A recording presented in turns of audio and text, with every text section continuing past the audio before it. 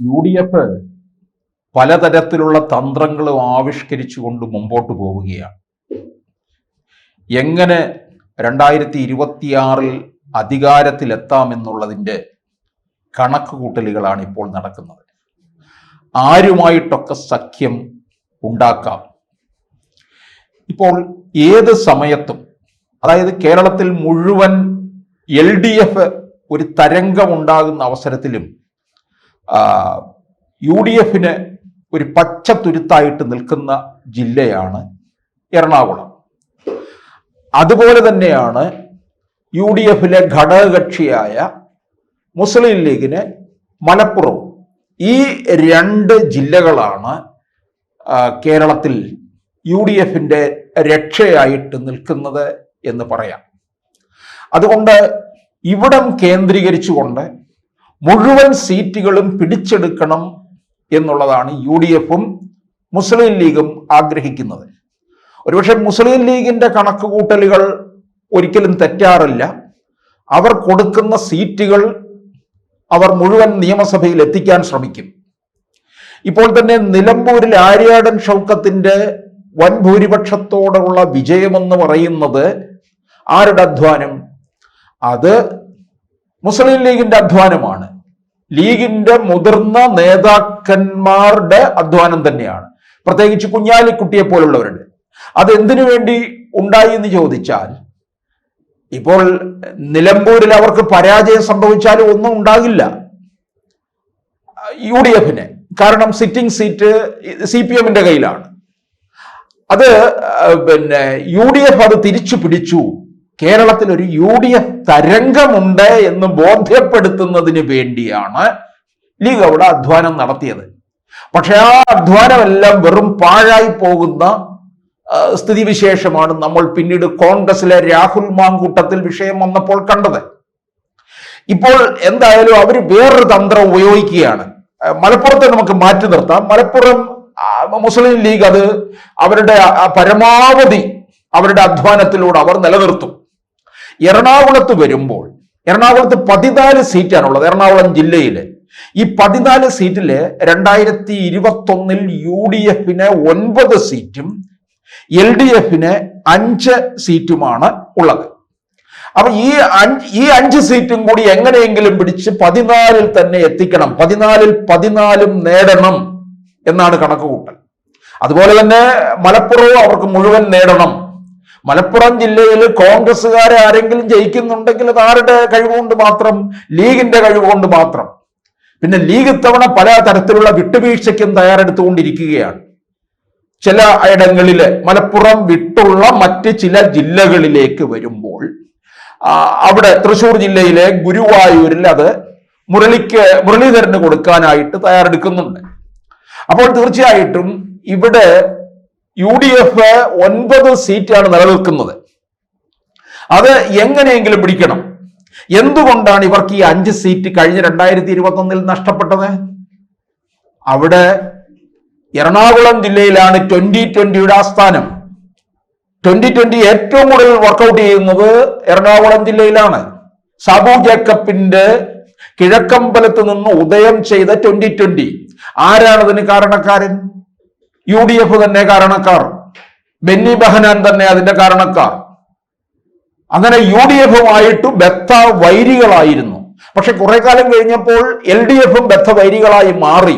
ഒരു സമയത്ത് പിണറായി വിജയനുമായിട്ട് സാബു ജേക്കബിന് വലിയ അടുപ്പമുണ്ടായിരുന്നു.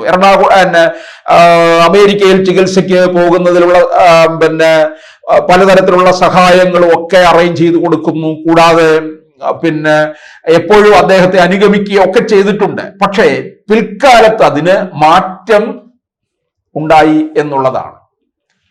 ഇപ്പോൾ 2020യുമായിട്ട് UDF കൂടുതൽ അടുത്തു വരുന്നു. കാരണം കേരളം വിട്ട് തെലങ്കാനയിലേക്ക് സാബു ജേക്കബ് കടന്നുകയറ്റം നടത്തി. അവിടെ രേവന്ത് റെഡ്ഡി വേണ്ട തരത്തിലുള്ള സഹായങ്ങളെല്ലാം ചെയ്തു. അവിടെ അവരുടെ ബിസിനസ് സാമ്രാജ്യത്തിന് മുമ്പോട്ട് പോകാനുള്ള സൗകര്യങ്ങളെല്ലാം ഒരുക്കി.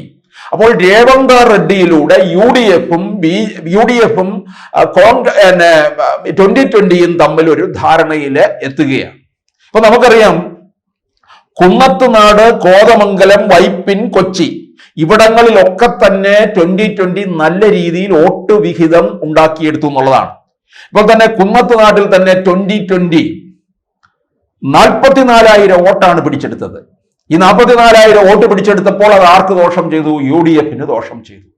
സമാനമായ സ്ഥിതി കോതമംഗലത്തും വൈപ്പിനിലും കൊച്ചിയിലും ഉണ്ടായി. വൈപ്പിൻ പിന്നെ പോകട്ടെ, അത് ഇടതുപക്ഷത്തിന്റെ ഒരു കോട്ടയാണ് എപ്പോഴും എന്ന് പറയാം.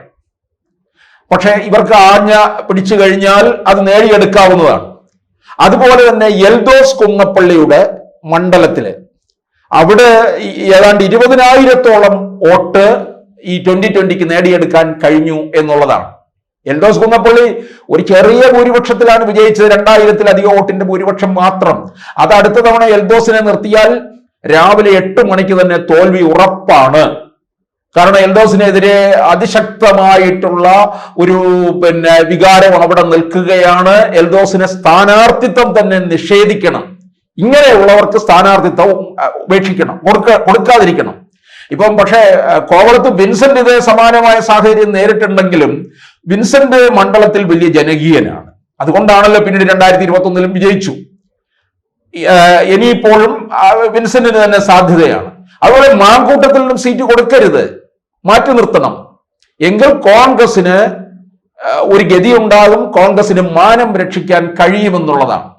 ഇവിടെ ഇപ്പോൾ എന്തായാലും 2020 ഒരു സഖ്യം ഉണ്ടായി കഴിഞ്ഞാൽ 2020 എത്രത്തോളം വോട്ട് പിടിച്ചോ അത് UDF അനുകൂലമാക്കി മാറ്റിയെടുക്കാൻ കഴിയും.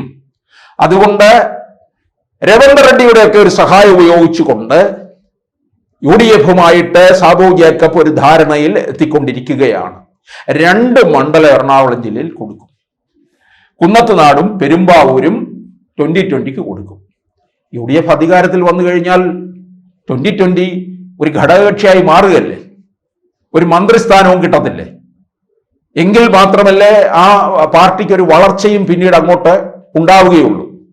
അല്ലെങ്കിൽ കിഴക്കമ്പലം ടു കിഴക്കമ്പലം മാത്രമായിട്ട് നിൽക്കും. നമ്മുടെ കേരളത്തിലെ RSPയുടെ സ്ഥിതി പോലെയാകും. ചവറ മുതൽ ചവറ വരെ ആകരുത്.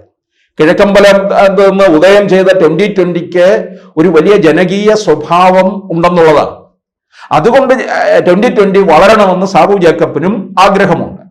അതുപോലെ കിഴക്കമ്പലം നിവാസികൾക്കും ആഗ്രഹമുണ്ട്. ഇത്തരത്തിലുള്ള ഒരു ചെറിയ ലോകമായിരിക്കണം നമുക്ക് ഉണ്ടാകേണ്ടത് എന്നുള്ളത്. അപ്പോൾ ഈ 2 മണ്ഡലങ്ങൾ കൊടുത്തു കഴിഞ്ഞാൽ ഇത് ഇവർക്ക് പിടിച്ചെടുക്കാൻ കഴിയും. മറ്റ് എറണാകുളം ജില്ലയിലുള്ള മറ്റ് മണ്ഡലങ്ങളെല്ലാം തന്നെ, മറ്റ് 12 മണ്ഡലങ്ങളിലും വലിയ നിർണായകമായ സ്ഥാനം 2020 ഉണ്ട്. നമുക്കറിയാം, പലപ്പോഴും ഇവിടെ ചിലരൊക്കെ ഉദയം ചെയ്യുമ്പോഴൊക്കെ തന്നെ അത് UDF ദോഷം ചെയ്തിട്ടുള്ളത്. ഇപ്പൊ BDJS തന്നെ ഉദാഹരണം നോക്കാം.